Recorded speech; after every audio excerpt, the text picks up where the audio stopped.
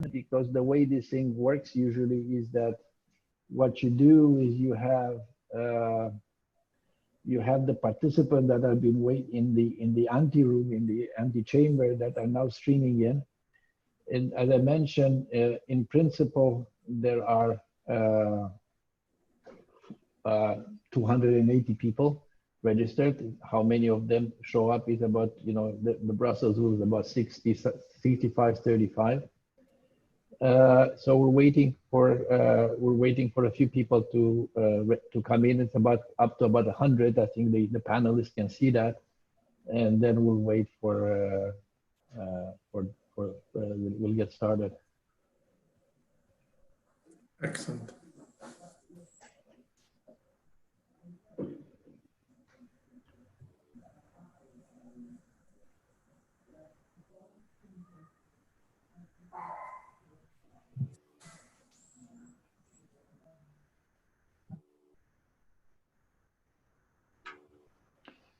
Ah, Peter, good to see you.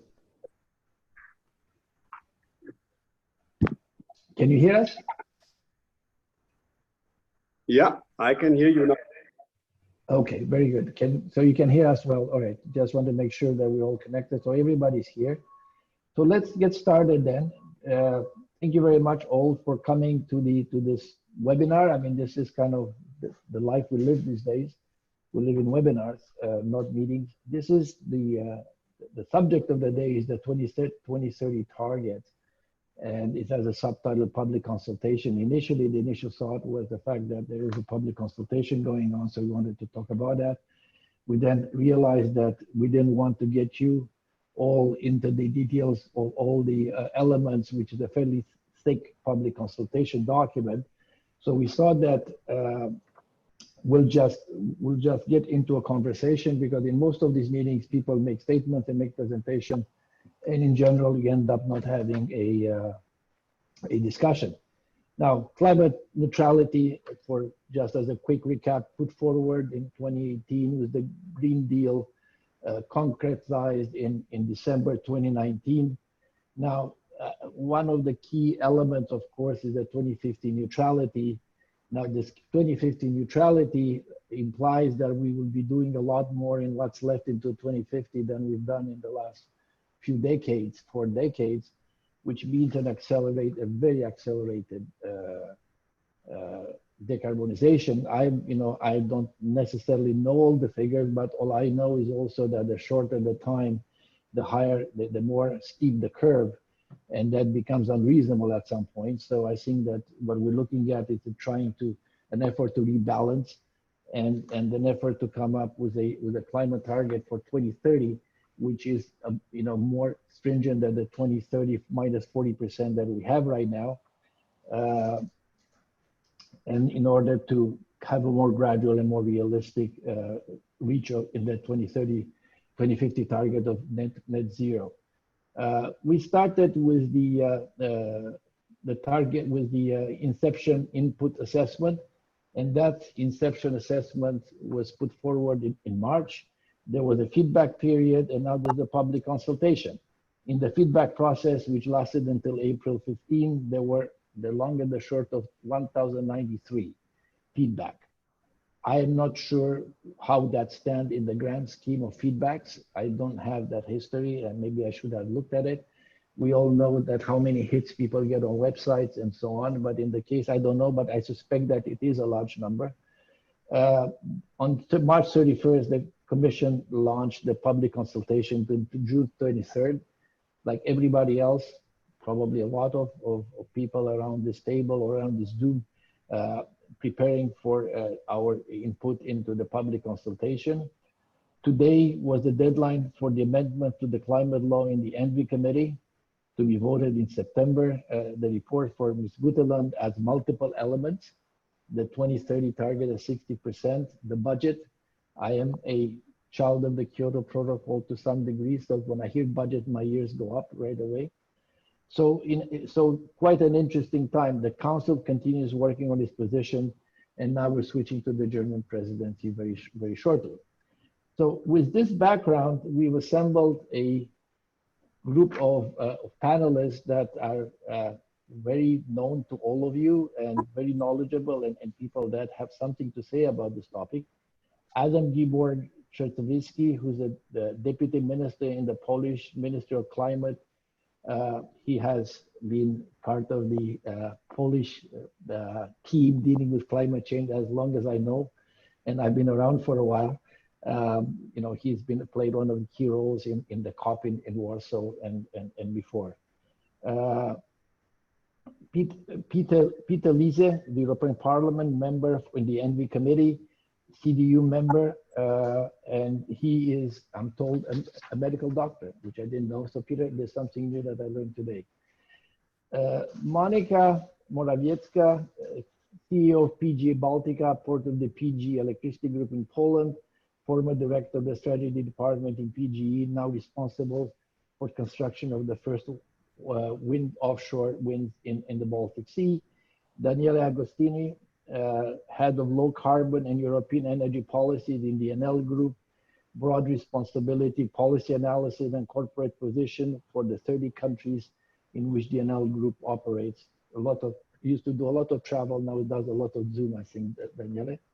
And of course, last but by no means least, and thank you also, Holger, for joining us. Holger Losch, the member of the BDI Executive Board since 2011, Deputy Director General of the BDI since April 2017. So this is a very, you know, I would call it very powerful, very influential, very well-informed group.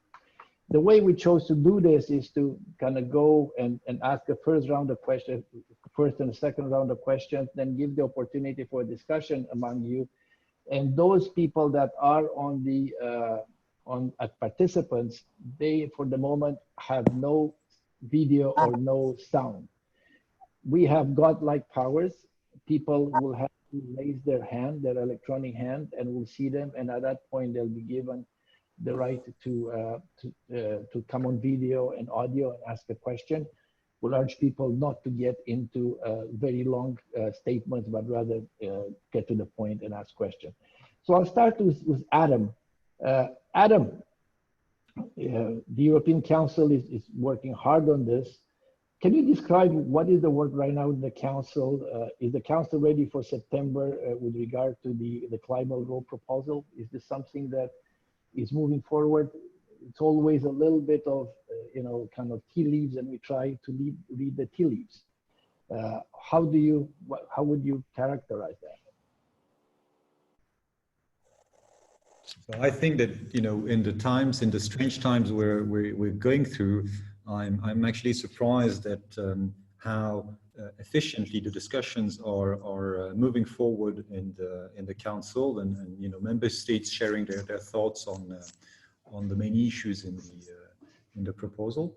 So I think this is moving very nicely. First of all, I want to thank you very much for inviting us to share a few thoughts on the process, and I'd be happy to say a few words on the European climate law and the climate discussion moving forward. I think indeed the September deadline is key for several reasons, because of the votes that are foreseen in the Parliament on the European climate law, but also because the Commission has announced they will present their impact assessment for the 2030 targets. And I think this impact assessment obviously is going to be very key, especially in the new reality that we have today, and the crisis we are facing in connection with the pandemic, to get a proper picture of where do we stand in the different sectors, and how much can we do. It will be very critical then for the impact assessment to be looking at the impact, not just very generally as is done most of the time, but also in looking at the impact on specific sectors and specific regions. I think in particular in this time, it's important that we make sure that the proposals we will design will not create an additional burden for in particular the poorest citizens, the most vulnerable ones that are already, facing difficult economic times, and we should not design measures that will represent an additional burden for the citizens or for the sectors, the companies that are caught in this turmoil. So obviously, these new circumstances will have to be taken into account when designing the instruments. I think, and this, connecting this decision on the 2030 with the discussion we are having on the European climate law, that it's very important to look, beyond the discussion about the target itself, to look at what exactly do we need to put in place to reach that target, both in terms of legislative measures, but also in terms of financing that will be key to deliver on this level of ambition. I think we have a bit of tendency in Brussels to waste a lot of time and energy on discussing a theoretical target and not spending enough time on the practicalities of what do we need to do to reach that target. And I think this discussion on how to reach that target is becoming even more important now that we are getting closer to climate neutrality.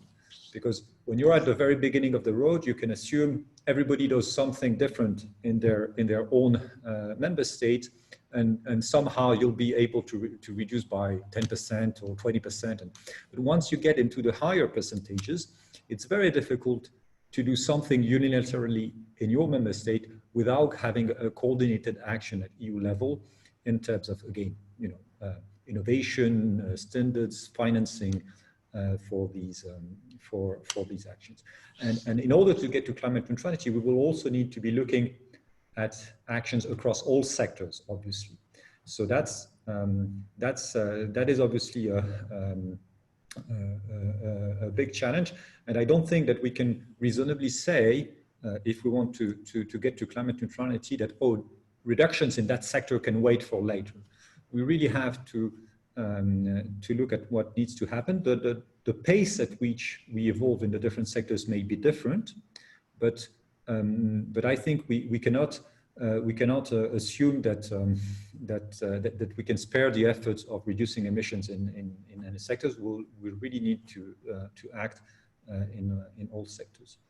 And maybe a final comment in this discussion. I think it's also important to look at the global dimension, obviously, of our action and what our partners are doing in the world.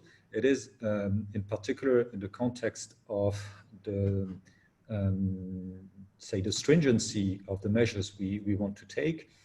We need obviously to ensure that that we maintain the the competitiveness of our economy, not just for the the employment growth and economy in the EU, but just for also the well-being of our citizens and the ability to provide for a good future for Europeans. It's important to ensure the competitiveness of our economy and to ensure that the actions we are taking in Europe are not unilateral actions, but that they're actually followed by our partners in the world. There are several instruments that we've been using in the past, and the Commission has indicated they want to look into a carbon border adjustment mechanism that could help ensure that that the efforts we are doing in the EU are not resulting in increasing imported emissions from third countries. I was looking at very interesting scientific analysis from a couple of years ago that was looking at this issue of imported emissions, and I realized that if you were looking at the case of Sweden, for example, 2/3 of the emissions reductions they had done since 1990 had actually been compensated by increased imported emissions. So if we continue down that route and don't have efficient measures to ensure that we avoid importing emissions through our consumptions, then our policies will fail. So I think that's in a nutshell a few comments on these issues, but happy to get into the discussion and answer questions later on. I am not a lawyer, but you opened a lot of doors, Adam, and I'm I always wanted to when I finish with my climate change career to become a host talk show at night like Johnny Carson. I never made it. Maybe now is my chance. But coming to Peter Liese now. Peter, the Environment Committee has been discussing the climate law proposal.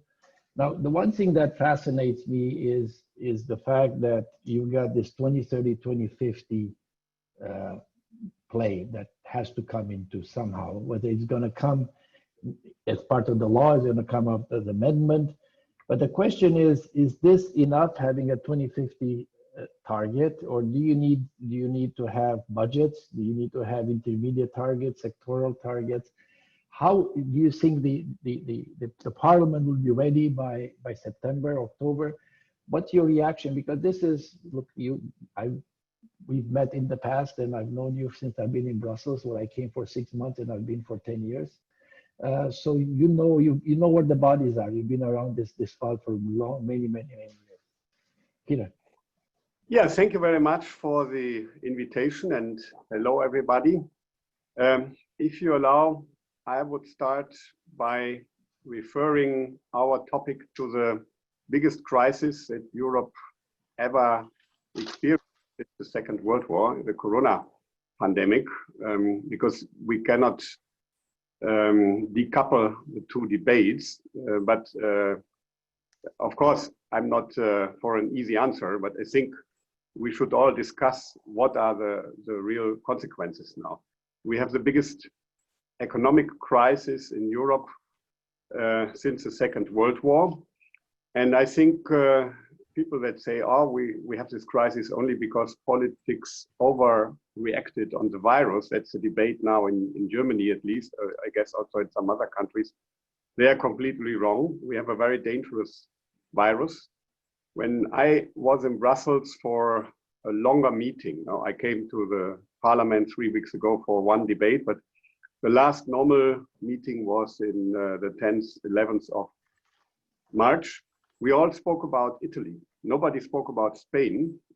But 2 weeks later, in Madrid, all the hospitals were overcrowded and 10,000 people died, mainly in the region of Madrid, but in all Spain. So this is only one example how dangerous it is and how fast it can go. And another example is the UK. Boris Johnson underestimated the threat, and he reacted only 10 days later than the rest of Europe, but he has more people dying than Italy now. So there is a huge problem, which forced us to limit the economy, and still forces us to limit some economic activities. Not all the harm for the economy is made by government decision. And I'm a bit angry, for example, that those that never had a ban, like the German car industry, they stopped production voluntarily. They are now getting support, while others that were forced to close don't get the support. But anyhow, so the question is now how this reflects to our debate.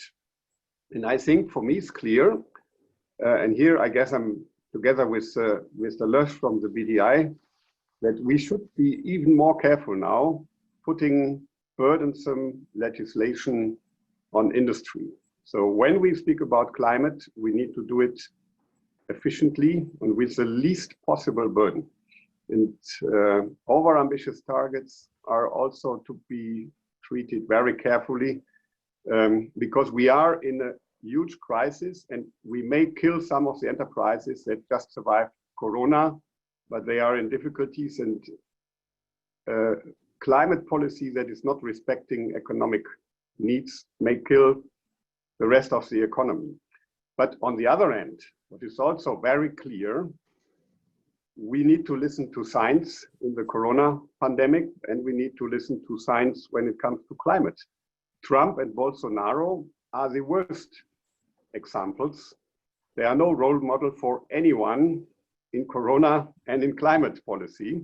And if we, what I think most of us hope, have another president in the United States, the end of the year, European Union must be ready. We need to have a plan for increased ambition under the Paris Agreement.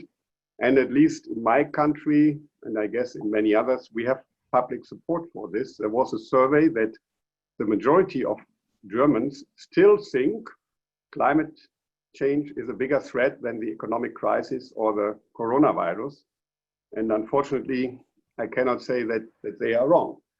And the crisis has taught us, you mentioned it, many people here in the conference normally are flying over the world every day. Now we are doing video conferences, and I think this is something we need to continue also after the crisis. I'm happy to meet all of you personally, but not all the meetings need to be in person. That's why one consequence is very clear for me. The recovery plan must be a green one. So it's not allowed, in my view, it's morally not allowed to spend money on old industry or not climate-friendly solutions. When it comes to the climate law and our discussion in the committee, I think it was clear before the crisis, it's even more clear now that 65% isn't the way to go. We will not support it as EPP. And I don't agree with those that say 65% is a natural consequence of Paris.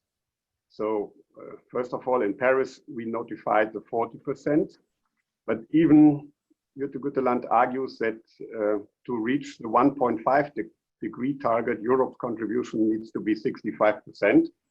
This is disputed, but to be honest, there is no 1.5 degree target as a standalone target in Paris. I'm convinced that we all did a good job, and finally we achieved the 2 degrees. So that's why arguing with 1.5 without looking at the rest of the world, as the previous speaker said, isn't really helpful. That's why I stick to the Commission proposal of 50 and or 55%. And this will be challenging enough. You know, in Germany, we have a debate. Let's increase the European target because the German national target is anyhow at 55%. So their solution is very easy. Bulgaria, Romania, Poland should also go to 55% national target, and then we are there. But we all know that it's unrealistic. Member states are not able to be so ambitious, and they won't be. Only if we throw a lot of money at them, and this money is rather limited now. So let's be a bit more realistic. And I think the most realistic approach is to follow the Commission in their targets and not to look at too many sector-specific targeted legislation, but to focus on the ETS. The current ETS needs to be strengthened. For example, we need to eliminate immediately all the certificates from the coal phase out in Germany and other countries. And we need a separate ETS for transportation and for building, because this would avoid the debate on increased national targets under the effort sharing. It would be fair, it would be targeted, it would be efficient, and it would also create additional money to help those sectors and those countries that need the most support. So, and I think we owe the young generation a sustainable concept, even especially when we do so many deaths in this crisis. We need to invest in the future. That is true for the recovery plan, but that's also true for the climate law. We need to ensure that we limit climate change, and that is possible with an ambitious European policy, but it's also important that we take other partners like China and hopefully the US after the election on board for real global effort. Thank you. Thank you, Peter. Rushing now to, I'd like to have a bit of a conversation. Monika Morawiecka, you are working hard to put offshore wind farm in the Baltic. Polish power industry. I'm a guy from the electricity industry. I spent 20 years of my life in the electricity industry, different country, but I understand the electricity. But typically, the Polish power industry has been very concerned about these things. Now you are representing a new trust for the Polish power industry. How do you react to this 2030 target and the climate law? What's your reaction as a stakeholder? In the end, you are a stakeholder in this. Right. Thank you very much, Andrei, and thank you, first of all, for inviting me to this webinar. Yes, and thank you. I can now react to what's been said before, what makes our webinar maybe more interactive. First of all, let me say that it is not very often that we at PGE agree with what has been said from a member of the NB committee. So I'm very happy.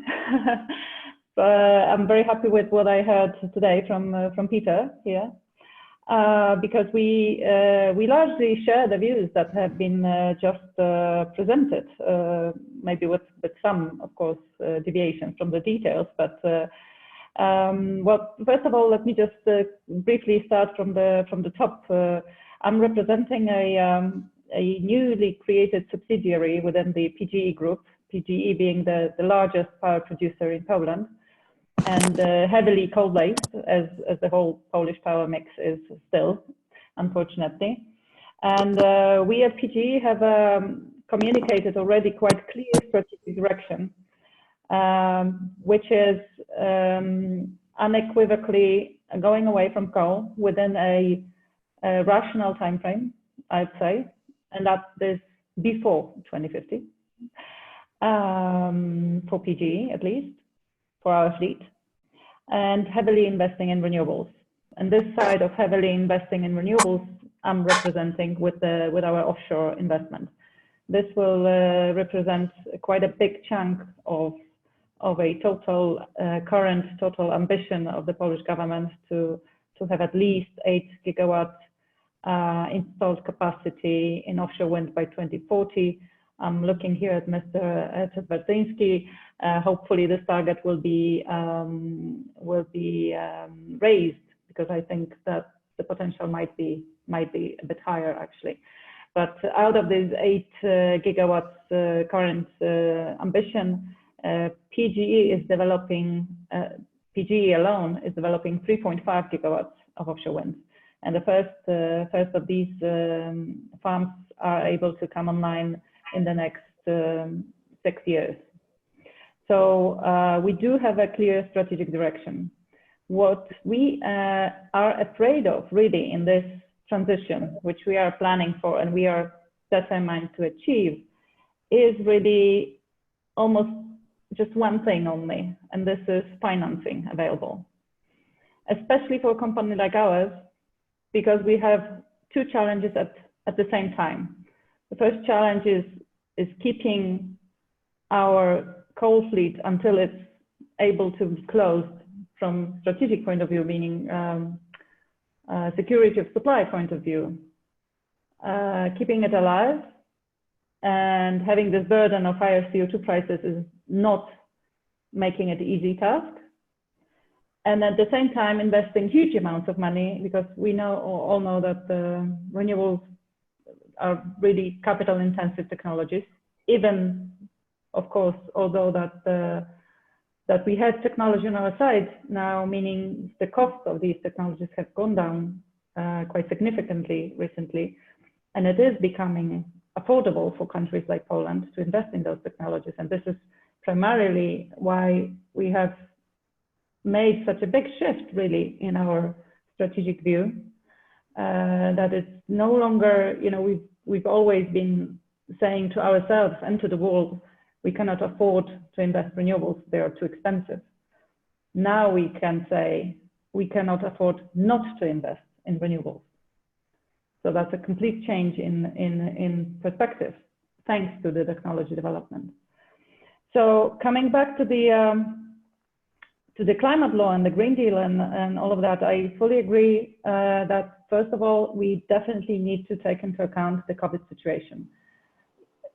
You know, even on the broader scale, on the impact on the whole economy, there will be some debate on that between the economists and policymakers for some time, at least from now. So since we cannot expect this to be finalized very soon, we cannot also expect to have a final view on the possibilities and the options on the energy policy table. So I think really this impact assessment that has been talked about, we talked about earlier, it has to include the view on the COVID situation, and it might need to be revised in a few months later, because this is still developing. We still don't know whether we're going to have a second wave or not. Hopefully not, of course, but there is the crisis is not over yet. So it would be probably premature to jump into conclusions and to throw the targets or raise the targets without really stepping back and seeing what's really happening there. I do fully agree that we should have the recovery plan green. That's undisputable, I think, from our side too, and we definitely support that. We definitely support the view that the targets have to be realistic. I would also add to this that the impact assessment should be done not only across sectors, but also, and we've always been asking for that, never getting it. I'm not sure why, really, that we never got an impact assessment from the Commission split on particular member states. Because when you look at the member states level, then you can devise the tools and the financing tools to help these member states that are mostly affected or more affected than others, or have higher goals to achieve than others, to really help them achieve them. So impact assessment not being done on the member states level, for me, is a bit flawed, really. And only one reservation that I do have about strengthening the ETS. I do believe ETS is working well, and looking at our example, even now, with these prices, with these ETS prices that we have now and we've had for a few years now, and we are already taking a step. We are already making this big shift. So we don't really need anything more than that to compel us or to force us or to entice us to do the things that we are already planning to do. It would only put a higher burden on us financially and suck the resources, the financial resources that we would otherwise be able to put forward to renewables investments. Because honestly, a higher CO2 price means huge windfall profits for some and huge costs for others, and these others have a higher ambition to reach these renewable goals and have a lower starting point to reach them from. So these are my points for the beginning now. We'll come back, Monika. Now, Daniele, we've known each other for a while, and I hear Monika saying this is a new branch of PGE. Reminds me a little bit of Enel Green Power a few years back. How does Enel react to the Green Deal, and how do you look at this, if you want, this recovery package? Is it green enough? Is it what's been put forward? The next generation EU, is this package green enough for you? I mean, you are one of the utilities that has really went very, very far and very, very quickly, not only in Europe, but around the world in promoting renewable energy. Yes, thank you. And I would like to thank the Roundtable for organizing a very important debate. Our reaction to the Green Deal is actually a very positive one.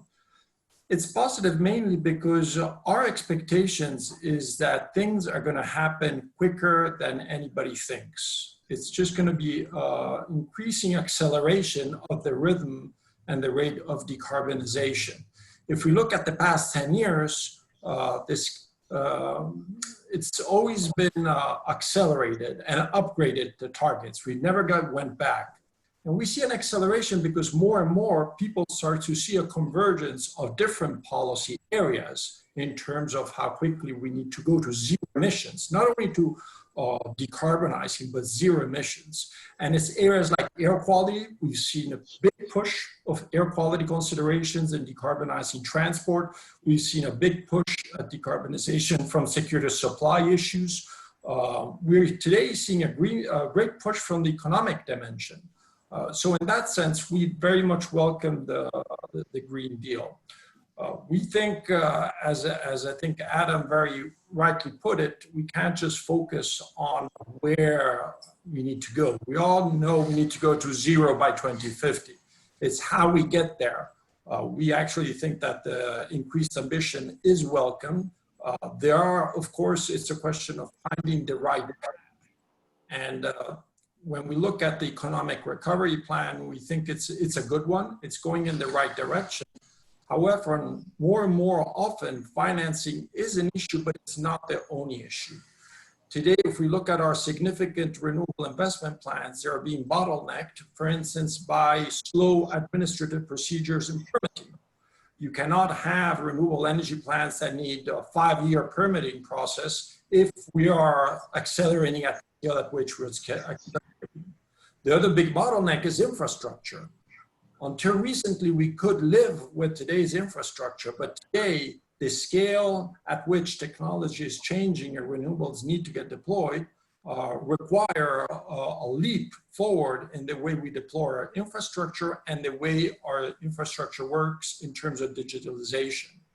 The third area, of course, is looking further down, is down at the consumption level. So generation, infrastructure key, the consumption level, we need to think drastically differently. We need to think of how to change our products. I look at the electricity sector. We've gone from having an electron that is being produced with coal to having an electron that is going to be increasingly green. We see new products that are, for instance, storage that we're deploying, demand side response, completely different products for the electricity sector. The same is slowly happening in the transport sector, where the business models are changing, and in the construction sector, slowly but steadily, they're getting onto the path. Now, what is missing in all of this, we like to say, is we're convinced that the targets are achievable in terms of course, the environment is an imperative. The economics today are there if we do take the right action on the administrative permitting procedures, on the infrastructure, and on changing the mindset of people in conceiving production. What today we're missing is the third leg of the sustainable development imperative. So we got environment, economic, we're missing the social leg, the social dimension, the just energy transition that does not leave anybody behind. I think the European Green Deal that was launched by the Commission very much goes in the right direction and finally bringing fully on board third dimension, which is key. And now the question is, how do we get those actions out to the people, to the actors who are supposed to implement them? And there are two actors. One, of course, are the consumers and the citizens that we've talked about earlier in changing their production patterns and their production mentality. And the other one are the companies that need to get on board and really be supported in their transformation from brown to green.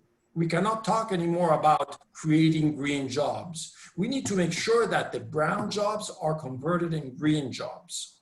And then we're doing this throughout our operations, from generation down to retail. We're taking people from our renewable energy, from our coal plants, we still have some, and putting them to work on renewables. Within our grids, we're doing the same thing. We're trying to expand that to the supply chain, but this process needs to go wider and really be taken full on by policymakers at all levels, not only at the European level, at the national level, but even more at the regional and local level. So I think I'll leave it to that for the sake of time and making sure that we have a good discussion after this. Yeah, I think that's important. Now, Holger Losch, we had a few good discussions in Berlin a while ago. Glad that you could make it. Now, BDI has done one of the most detailed study that I know in decarbonization, and reaching 95%. I think at that point was about 95%, was about zero. So you've done your homework, in a very, very serious way. What's your reaction? I mean, in terms of the 2030 target, how does it fit with the climate law, and whether some of the things that we mentioned in terms of doing assessment, impact assessment at the various member state levels, and so on. What's your reaction to this, Holger? Yeah, thank you. And first of all, thank you for inviting me for this webinar, and I'm very glad to join. So, well, from our perspective, of course, I have to repeat what some of our participants already mentioned. That I think Corona is going to change a lot of things, a lot of policy plans. It's going to change a lot of private plans, a lot of company plans, and it would be a big surprise if it wouldn't have any impact on the climate policy agenda of the EU. Of course, we will see public budgets, we will see company budgets, we will see private people's money dwindling. This is very sure that we will have a very limited or a more limited capability of many people and institutions to invest and to spend. This is what we already see in Germany and other countries. So people go to shops just for the sake of not being bored, and they don't buy a lot. So there is going to be a much harder environment for what we found out in our study is eventually necessary to get to these higher levels of defossilization, 80, 95, and now carbon neutral. And what we need here the most is additional money to invest on all levels. And so, first of all, I think the job we have to do has just becoming much harder than it already was before. Does this mean, and this is what I get asked in many discussions now, does this mean that we all go back to brown, to quote Daniele now, and just do the brown stuff and do like we always did? I don't think that's a real rational working in the industry. So industry on many levels has embarked on this path to modernization, a very general path of modernization. And but to put it bluntly, I don't think that if governments would do nothing and just give money to companies, these companies would build a lot of coal power plants. So I don't think there is how do you say, intentional drop back into old and very fossil technologies. We have so many regulations, so many laws, so many business plans and commitments of companies. I don't think that we are going to go away from this modernization path if the governments don't steer it that way. So there is, this path has been stepped on, and then I think we have to go further on this path. The question how efficient we do this and how we can use the obviously limited money and investment means we have, I think that's the great question, which are really changing, of course, the Green Deal. So I dare to change the name, and in an interview, and I said probably we need a smart deal now, bringing together the aspects of the Green Deal together with the recovery plans and together with other plans Europe and our policymakers have. So it means employment, it means growth, of course, and social rest, not unrest, as we see in the United States. But we think that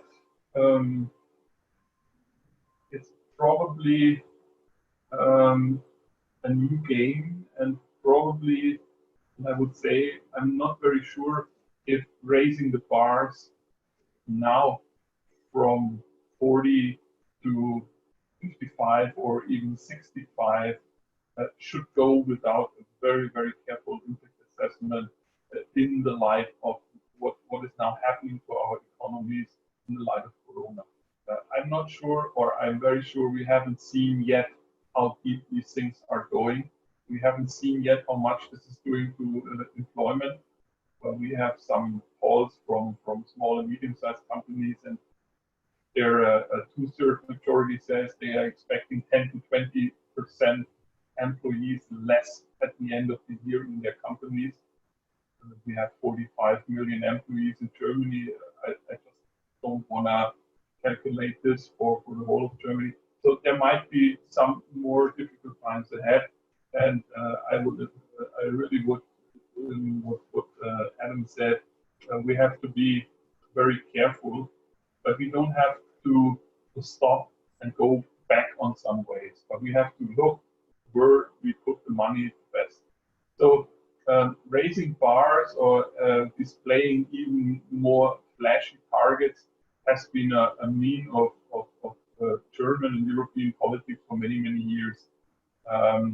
But I would say the capability of displaying or showing up the instruments and the measures to make this practical, and somebody talked about practicality of all of these targets, this hasn't been as flashy as the target pronunciation has been in the last time. So my questions are many. So what about ETS? What about the effort sharing? Are we going to put this together at some point? There we might have many questions, because we fear that if you put the mobility sector and the building sector into the existing ETS, this could really be not to the advantage of industry. Other things which we are talking about is what with all these other ordinances for cars and buildings and everything. So basically the question is the regulation, the construction of very complex regulations for climate protection. Is this still the instrument we think we're gonna go or reach the target in the most efficient manner? And well, when we did our study, as you mentioned, there were a few points which were very important for us findings. First of all, of course, it's about alternatives for companies, countries, and consumers. So you have to provide people with alternatives. These alternatives, unfortunately, can be seen in some parts very clearly, and they are there and they are visible economically. In other parts, we are a little bit apart from visibility. The second thing is, what about carbon leakage protection? I mentioned carbon adjustment, border adjustment measures. So is this going to be in addition to existing carbon leakage instruments, or is this going to be the only means of protecting us from lower level emission in other competitor countries? And is this perhaps a new source of budget money for the EU, carbon border adjustment tax? Because this would, of course, have several implications. What about EU state aid? I gratefully acknowledge that Mrs. Merkel and Mr. Macron, in their joint statement, talked about something I've been talking a lot about. How can we transform eventually the EU state aid law into a means, into a tool of transformation? Can this be done? I know this is a discussion which is in Brussels going on. And then for other tools, what about contracts for difference? Is this going to be national instruments? Are these going to be European instruments? How can we make them comparable? And so on. So there are many questions, and I would say we clearly see the path of modernization. And I don't think anybody in industry, really not anybody, is envisioning a fossil heavy near, medium, or long-term future for our economies. I don't see that. Question is always the timing. Question is the financing. Question is the flexibility we need, and this is why we are strictly against sectoral annual budget solutions. And where will all these, or how will these investments be incentivized? And after Corona, this is going to be much harder. but we should really try to bring together the recovery and the modernization. And I don't think that has to be a contradiction per se. It's going to be more difficult, but it could be possible. Thanks, Holger. Look, I think that what we'll do is I'd like to just very briefly recap what I think I captured. There's quite a few people online, so if they want to speak, they should raise their hand. First, I'd like to give you the chance to react to each other's and enter into a conversation. What I caught is that everybody seems to be in violent agreement about the fact that, as Holger said, we don't see a fossil-heavy future. It's all about the timing, the finance, the flexibility, what others are doing, and the fact that we are in the period after this coronavirus thing that will lead to competition for resources and attention. There is such a thing as competition for resources, finance, but also a certain level of attention that policymaker can give to different things at the same time. And again, anecdotally, we don't know how the economy is going to fall after this, but whether it is the 20% or number, I can't remember the number you mentioned, Holger, was going to be certainly a lot of people that will be in some difficulty. Adam, did you want to react? I thought the body language at least said that you wanted to maybe react, or am I wrong? There is so many things I want to react on, but if I want to keep it short, maybe I'll say. Please go ahead. Please go ahead. I'd say three things.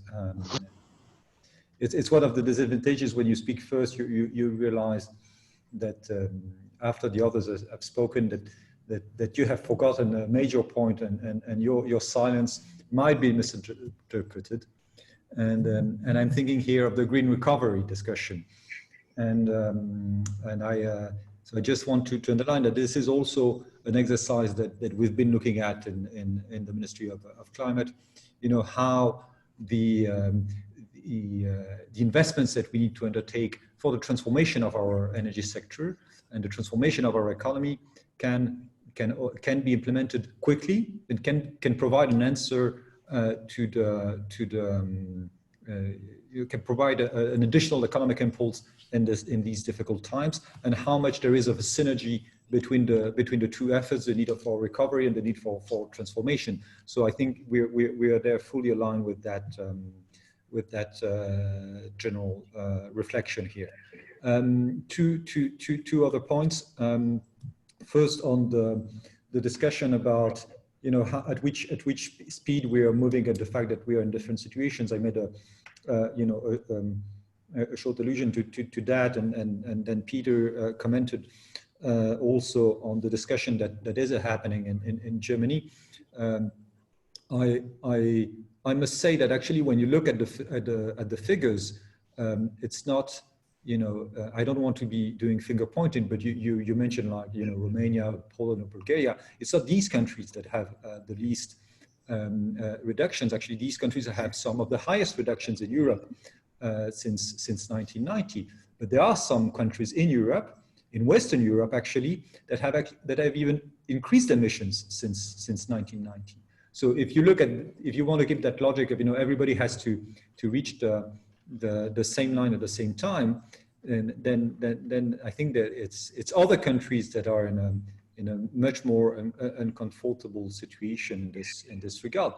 But I do think this is not resolvable, and it is obviously understandable that countries are in different situations, and some have 100 meters to the finish line, and some have a whole marathon ahead of them, and you can't expect all the countries to reach climate neutrality at the same time. We actually did the exercise in Poland, looking at what would it mean in terms of Monika Morawiecka was talking about the ambition of PGE to be exiting coal before 2050. What would it mean if we were looking as being as ambitious as some other member states in terms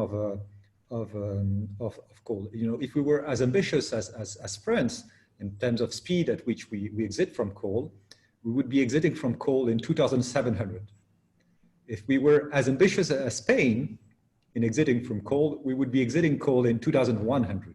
I think the only really ambitious countries in Europe in terms of this policy is actually Germany, and I need to recognize that. But even in that case, you know, Germany is starting from about half of the share of coal in their energy mix as we do, and they're taking 20 years to exit from coal. So we can assume that we would be taking 40 years, as that's taking already us beyond the deadline that PGE is looking at. So I think there's these difference in terms of situations and starting points are an obvious fact and need to be reflected in our policies. And finally, I want to make a comment on the financing. It was mentioned by a few speakers in the discussions. I think indeed the way our system is designed today is not really fully efficient at directing the investments where they are most needed, and we need to recognize that. It means that, you know, in this context also of you know, more difficult economically, more difficult times, where we will need to look especially at the impact of our policies on the most vulnerable citizens. We need to make sure that the way we design new mechanisms or distribution keys is really taking into account these considerations and can ensure that the investments that we need for the transformation of the European economy are really happening where they ought to be. Peter, you signaled you wanted to come in.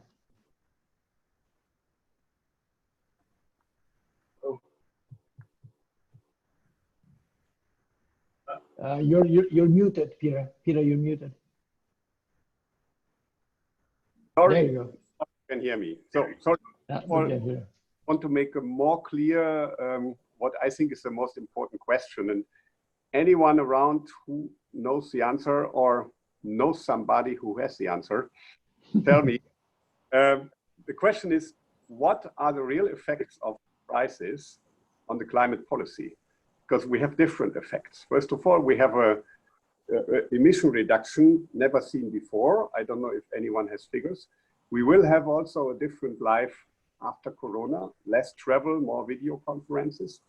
But we have an economy that is really in danger. And maybe the capacity for industry to invest in new technologies is limited.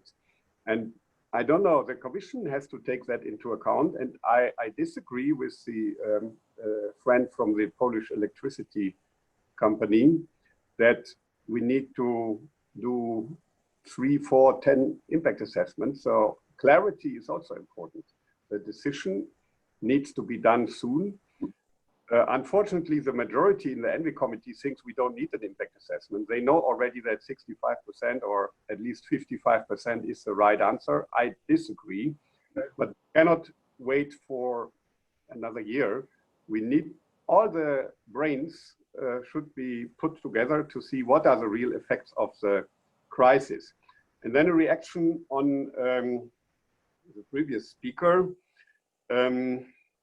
It may not be a good news for the Polish government, but the EPP discussed the issue, and we think climate neutrality needs to be the target for everybody, 2050 by the latest. Some member states are ready to do it faster. That's to be welcomed.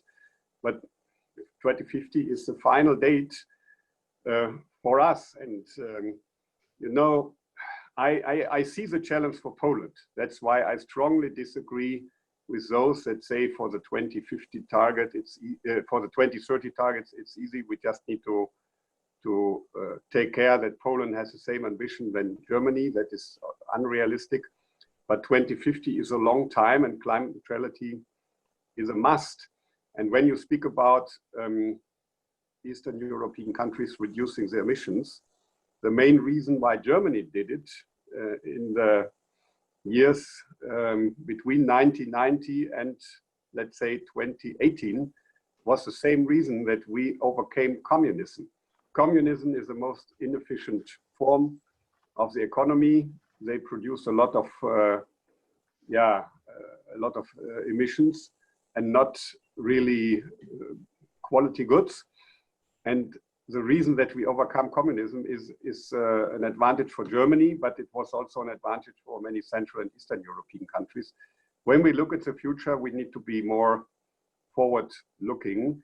So I agree with the two Polish speakers, and I was quite surprised that Polish electricity company agrees with a member of the ENVI committee, but I cannot hide the disagreement on these points. So also Poland needs to be more ambitious, and I think Polish society is getting more ambitious than 3-4 years ago. Thanks, thank you, Peter. Daniele, I've heard a lot of yes, yes, yes, with the timing and the finance and the this and the that. You had caveats. Your caveats were different. The caveats were more in terms of the regulatory and permitting and the infrastructure and things of that sort. What's your reaction to this discussion? Because again, people came after you and then further reaction. Yes, just a quick reaction on the impact of the current crisis on the path ahead. I think we shouldn't, I think it's a very important crisis. I think obviously we need to think through of how it's going to impact, how it's going to influence. However, we need to get used to the fact that the world is changing. The world is changing constantly. We do not know whether this crisis will be a V impact or L impact, so it's going to reduce structurally consumption, it's going to be a U, how long it's going to be. What we do need to know is we need to have economic systems and policy to support them that are resilient to change, that are able to dynamically adapt to the change, to the crisis, and support the national economic, regional economic systems in changing. So we cannot wait to understand what the impact of the crisis is. No, we need to go forward and build rules and a system that is able to move along, because today it's the coronavirus, tomorrow will be a technology breakthrough, the day after tomorrow will be another financial crisis, who knows? So I think we need to get in the sense of dynamically managing policy rather than hoping to. And that's why I was moving in the direction that I think often there is finance out there, but I think the economic recovery plan is a very good one because it mobilizes quite a bit of finance. The question is that finance being used in an efficient and an effective way? And I think maybe Peter just mentioned that is, are we directing, or maybe Adam, are we directing it in the right direction? Now the investments go there where the infrastructure, be it the digital infrastructure, be it the electricity infrastructure, be it the regulatory infrastructure, actually make these investments happen. Often today, a lot of low carbon investments do not happen because there's an issue in terms of infrastructure, of regulation, or there's also an issue in terms of going from innovation to deployment, to actually doing the deployment of that innovation. And the US is a lot better than us in actually making sure that the new innovative models get laid out.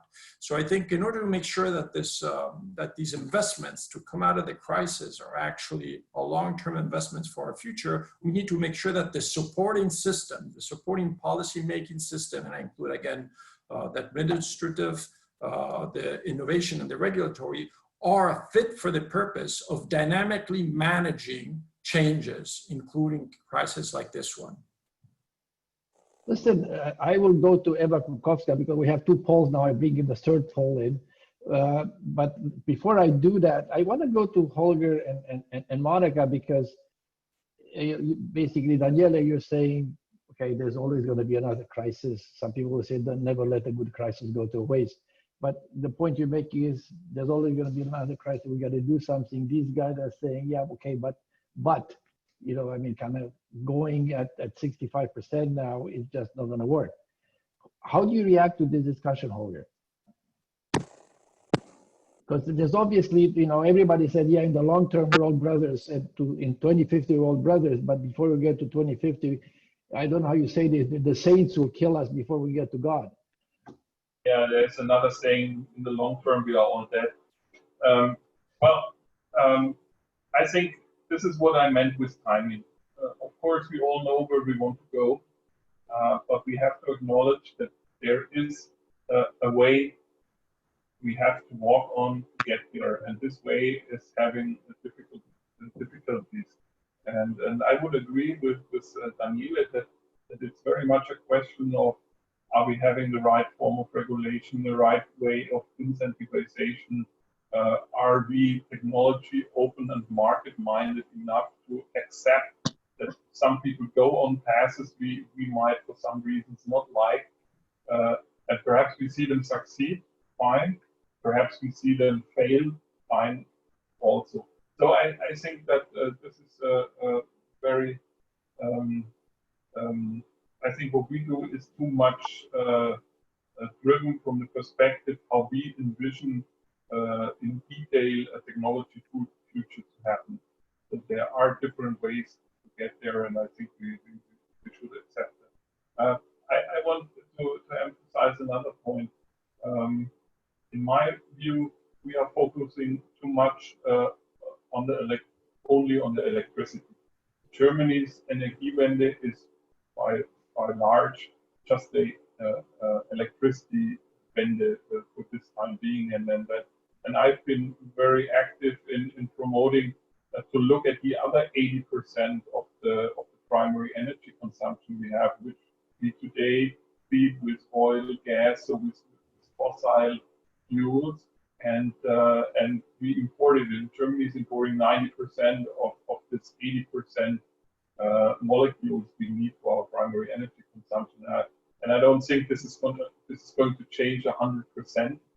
We're not going to have 20% molecules and 80% electricity at some time. So we should more focus on how we get this, and I'm really serious with that. The renewable energy has developed in really the only chance we have to reach these targets one day. This has been very costly, especially for Germany. Fair enough, so enjoy. But it has developed in a real chance. But it's only going to work if we combine it with the molecule part. And there, in our German discussion, we have now the hydrogen discussion is starting. We have it in a very national manner, but I think it should be at least a European, but more a geopolitical discussion. But this is something we really have to look at as well. For the energy-intensive industry, we will never purely electrify them, and we need enormous amounts of carbon-free fuels, gases, and electricity, much more than Germany can ever produce on its own.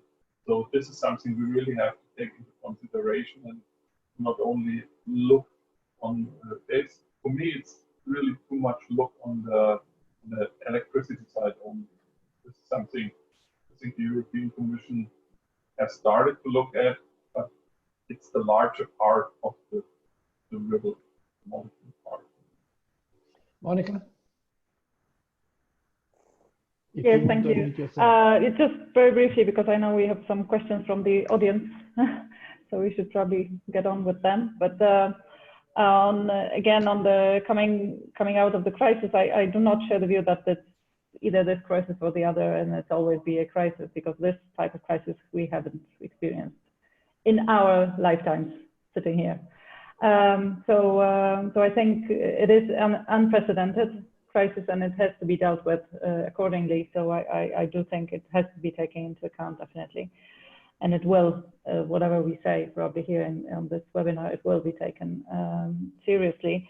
But I think the real question is how to really, and we talked about it, how to really direct smart investments.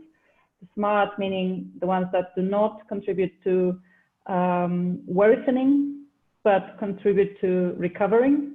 And also coming back to the social dimension that Daniele mentioned before, this is very important that these investments contribute not to, putting much more burden. On the contrary, lessening the burden on the society, on the companies, on the citizens. For example, investing in cheap renewables is this type of investment. Investing in building insulation is this type of an investment that not only does not put a bigger burden on the consumer, but relieves the burden from the consumer because the heating costs will go down. So these type of investments we have to think about, and this really is more about getting it done and just and I would definitely agree the permitting and administrative processes would have to be streamlined, and this is really a headache for many investors. I speak from experience here as well.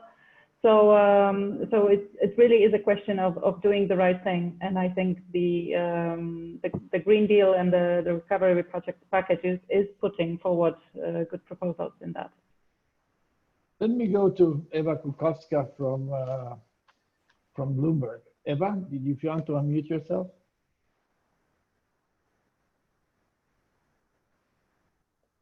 Eva? Yes, sorry, I'm here.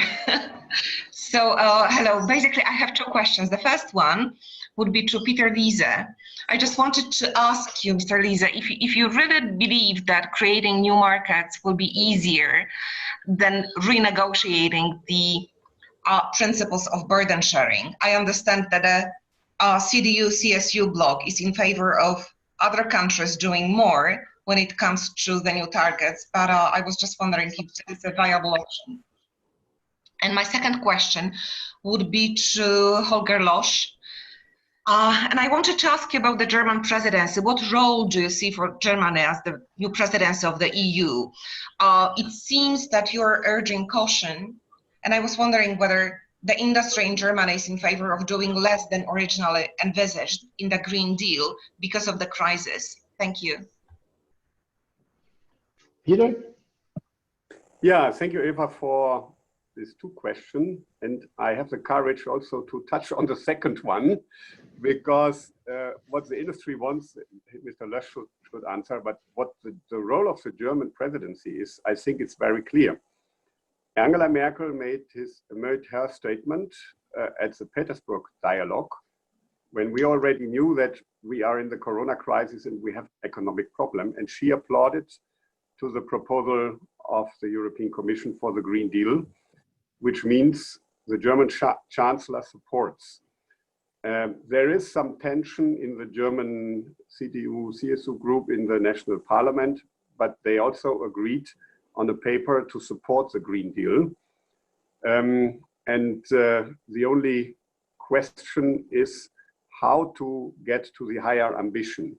And there, I think, first of all, I think it is more realistic to work on European instruments. The ETS for transport and buildings is only one example, but I also think it's more appropriate. We need to be more European. We should have separate, completely different national strategies. The question of fairness and balancing out can be done inside the ETS, as we do in the existing ETS. There is transition of money from Germany to Poland because of the different situation, but there's the same target. And that, I think, is the long-term view that we should apply for all the sectors. And so it is more realistic, but I also think it's more fair and more just.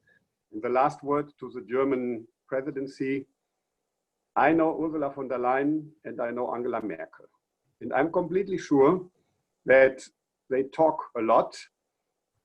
Everybody knows that they talk a lot, and that Ursula von der Leyen wouldn't make any substantial, ambitious proposal when she knows that Angela Merkel is not behind this. So that's why I'm quite optimistic that the German presidency will support the European Commission. And that's why I think we can get quite a good substantial agreement on all the aspects that we are discussing. Holger. Yeah. There was one question from Eva to you. Yeah. Is the BDI ambitious or not? Well, first of all, I have asked my questions, and we have a lot of questions on the practicality and what it really means to raise the bars. And I think that's fair enough. We of course did some mathematical homework, and under the given conditions, well, we and not we alone would estimate that a 5% raise target in Europe for 2030 could translate into 68 to 70% 2030 target for Germany, and this would mean a 5-fold effort annually of the CO2 reduction, and I think it's fair enough to put a question mark there if this is really feasible, and if it's politically wanted to go that way, then we need some more and clearer answers on the instruments with which we, industry and consumers, will be enabled to go that way. Considering or looking at the EU presidency, I think, and that's not my estimate, I think that's probably common understanding. I think there are two big priorities, and first is how do we get from actual crisis help into a valuable recovery program, and the second priority is going to be the Brexit, which is, as we all know, going to happen some way or the other in this during this German presidency until the end of the year. And to my knowledge, these are going to be the two priorities, and all other questions probably due to resources, because a lot of the stuff has to be done by video conferencing. I don't know how far one presidency can go, touching or ticking all the boxes which are on the German agenda, on the European agenda. But in the recovery, of course, we will have questions of sustainable development, modernization, of course. Look, I will take now a little bit the privilege of the chair. I don't see a lot of hands up, but I'm curious because a lot of this is premised on a border carbon adjustment at some point. So here we go about 50, 55, 65. I know it looked like a little bit of a bidding war.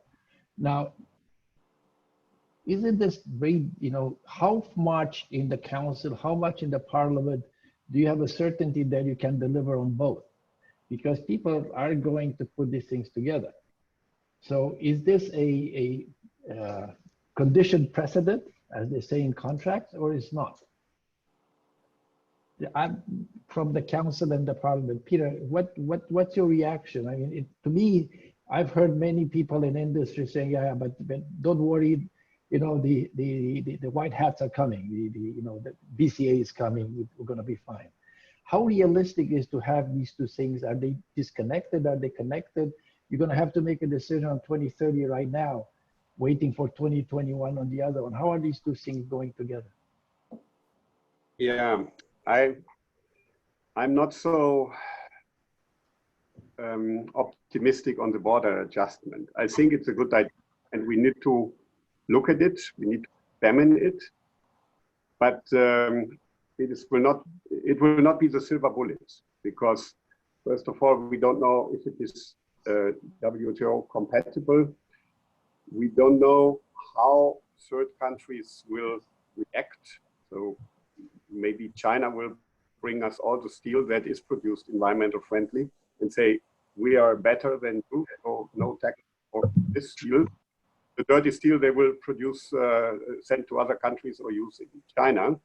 And also the question of steel used inside the European Union, you cannot look at all the products that are produced from steel.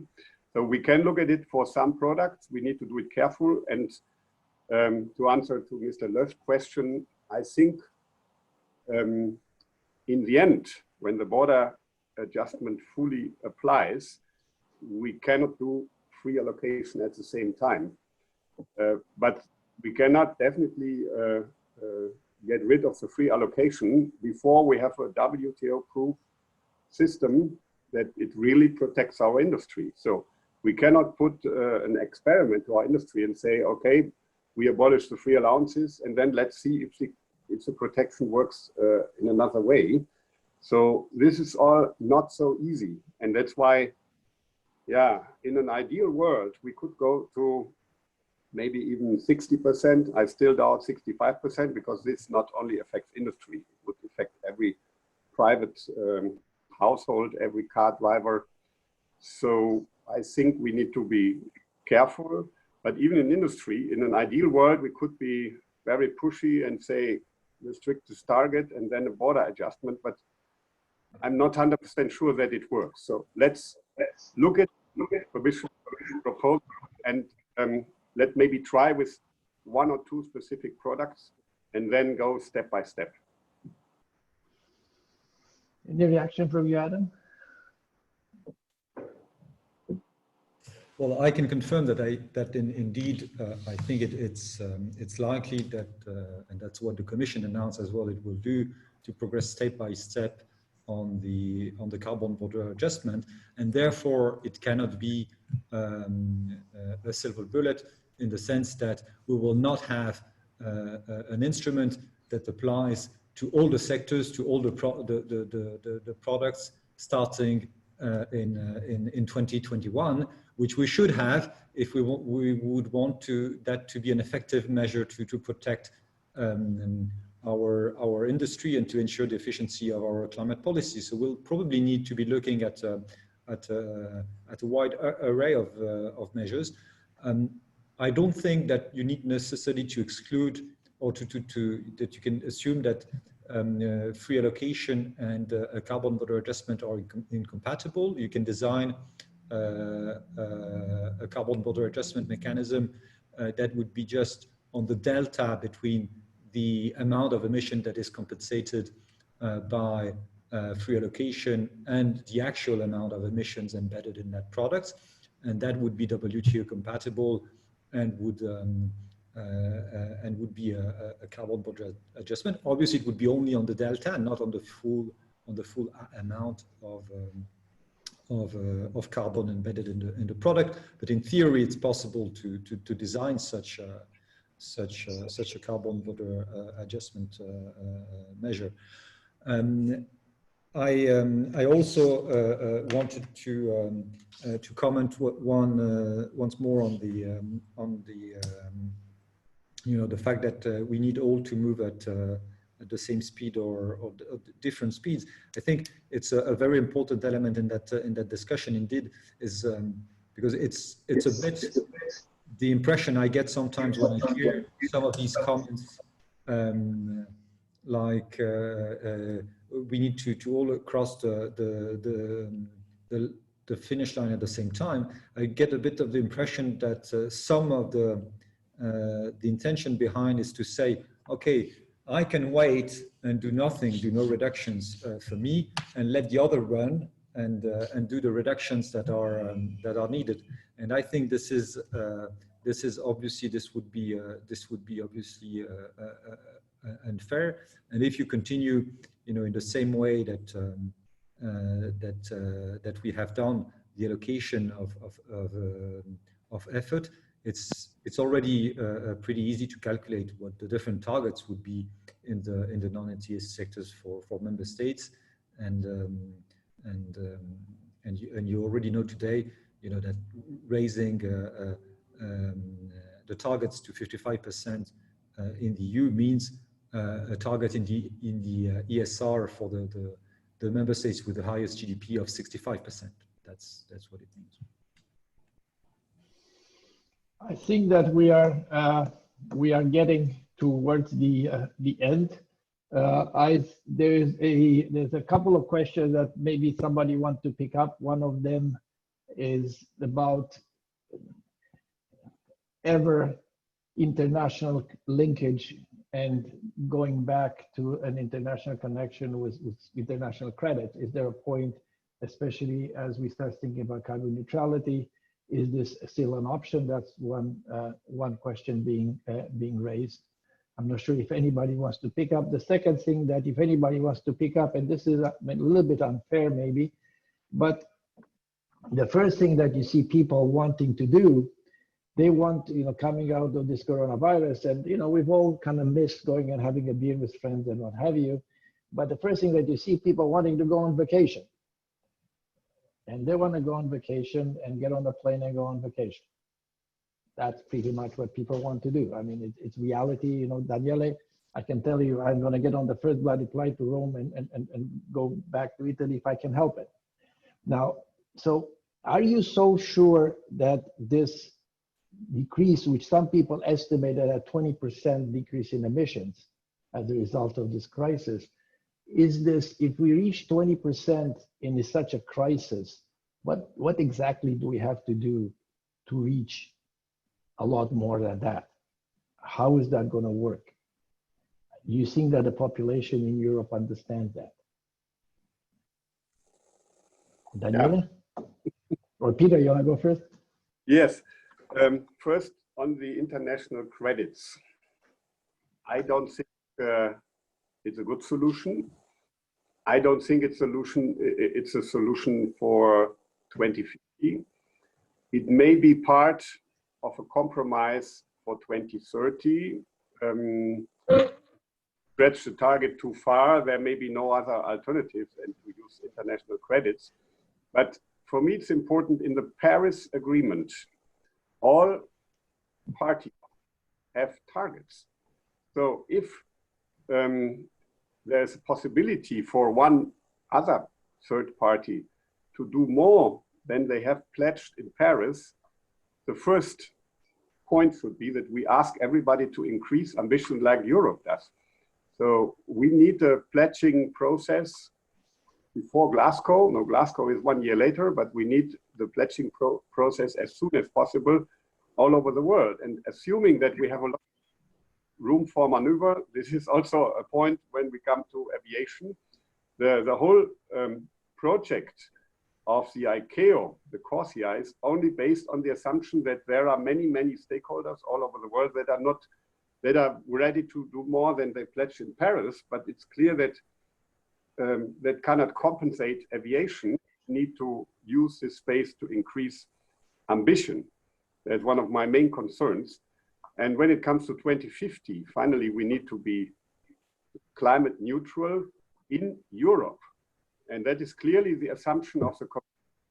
And I will defend this very much.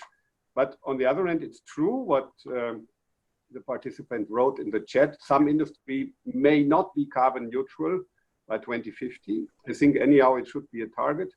But carbon neutral is for the society. So the things like sustainable managed forests are also an instrument to balance this. I think we shouldn't trust too much on international credits.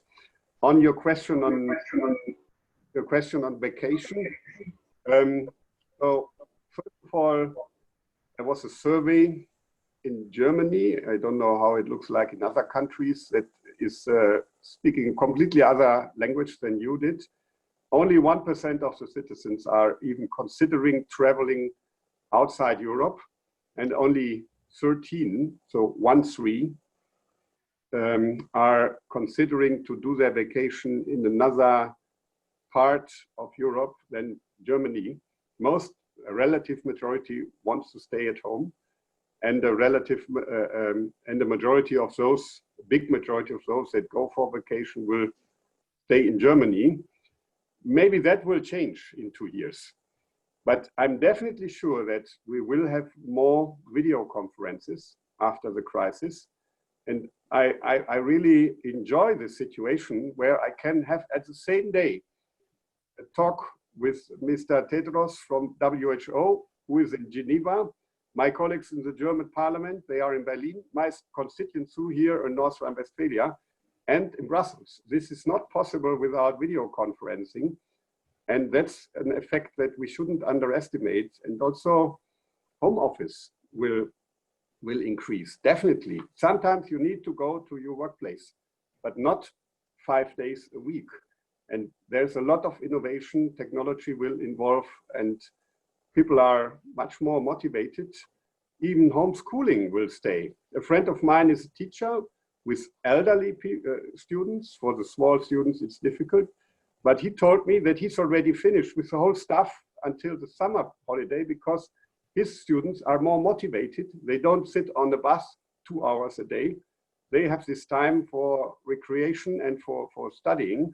So there will be advantages. I wouldn't ignore the problems, but there are co-benefits that we can draw also for the climate after the new situation, and that will have an effect. I don't know, I'm not an analyst that can put all this together. If somebody is here or can work with the parliament and others on this, I would be happy, but there are these effects and they will sustain, I'm quite sure. Daniele, you have the last word. You wanted to react a little bit to the first question on international stuff, I think. Yeah, and also to the second one, but very briefly on the first one, I think it's imperative that the debate is opened again in Brussels on this. I think we've learned a lot from our first experience with using international credits. We've learned hard lessons because we know that not everything went well, but we also do know that we will need it eventually. And so this sort of limbo where it's there, but no one wants to talk about it, and carbon pricing at the UN is their only chapter has not been closed. It's a bit hypocritical. I want to make it clear that as Enel, we're not planning on using credits. We're going for zero emissions well before 2050, but we see it as part of the solution in terms of making sure that the ambition is there. So we do support having an open debate on that. On your second question, very briefly, I don't think it's going to be as difficult as people say. I mean, again, we believe in change and technological disruption. We see coal going out of the market very quickly and cutting emissions very rapidly. We're closing our coal plants in Italy, in Spain, in Chile, ahead of what we planned 3 years ago. And we're talking about in the next 5 to 6 to 7 years. So we think the change is going to be a lot faster. And that's where I was talking about making sure that we're ready for a world that is changing. Because if we can't close coal plants just because there's not enough demand side response and batteries out there to actually catch the renewable energy, then we have a problem. And so that we need a system that is able to change. If we can't close a coal plant because it takes 6 years to actually turn the site into something else, because we cannot build renewable energy on a coal site because the permit is long and it's easier to do it on a green field, then it's a problem. So then my answer to you again is, we can do those cuts very quickly. They have happened in the electricity sector. We know there will happen in the transport sector because of the air quality drive as well. And we just need to be equipped for that very rapid change, especially on the social side. Very good. Look, somebody said, I don't think we're going to make the decisions here today, but I think that it's always useful to have an exchange of views and hear different views around the table. I think there was enough variety of views that make the discussion valid. As a think tank, the most important thing for us, somebody said, like Daniele said, we got to have an open mind and have an open discussion on all the issues. I don't think we should keep an ideological closed mind and start. I think, Peter, you mentioned some of your colleagues already decided what the result of the impact assessment is before the impact assessment. So I want to thank you all for taking the time. I hope you found it useful. I hope the audience found it useful, and we'll continue to do our work. I think that we are working into a new kind of paradigm, more difficult in many ways, but from our point of view, the fact that we know many of you is helping and meeting new people like Monika, and wanted to thank you all again for being here today. With this, I'd like to bring this to a close, and you'll hear from us in the future. Thank you. Thank you, Andrei. Thank you, everybody. Thank you. Thank you, everybody. Bye-bye.